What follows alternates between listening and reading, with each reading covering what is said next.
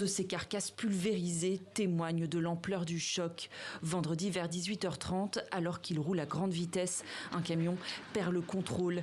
Il percute alors plusieurs véhicules ainsi que des étals de marché présents le long de la route avant de terminer sa course dans ce fossé.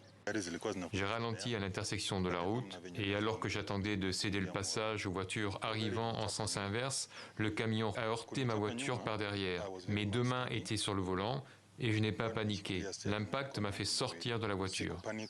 Un incident routier qui aura viré au carnage. Au moins 52 personnes ont été tuées, dont 2 enfants. Le chauffeur du camion ferait partie des victimes. On compte également plus d'une trentaine de blessés. Ma femme travaille ici au Carrefour. C'est comme ça que j'ai tout de suite appris la nouvelle. Je me suis précipité ici et j'ai vu des gens qu'on transportait à l'hôpital.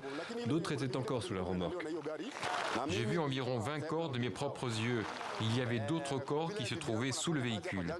Interrompu vendredi soir en raison d'importantes averses, les opérations de secours ont repris ce matin. Les autorités tentent de comprendre ce qu'il s'est passé. Les freins du camion pourraient avoir lâché. Selon des témoins, le poids lourd aurait klaxonné peu avant pour tenter d'éviter les véhicules et les vendeurs le long de la chaussée.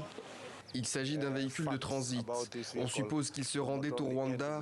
Donc en plus des données que nous avons récoltées, nous aurons également besoin du soutien du pays voisin pour récupérer plus d'informations sur l'état de ce véhicule. Le ministre des Transports a annoncé de nouvelles mesures de sécurité, dont l'installation de ralentisseurs sur le site de l'accident. Le drame suscite une vive émotion dans le pays. Les carambolages routiers sont récurrents au Kenya. L'année dernière, près de 4700 personnes ont péri sur la route.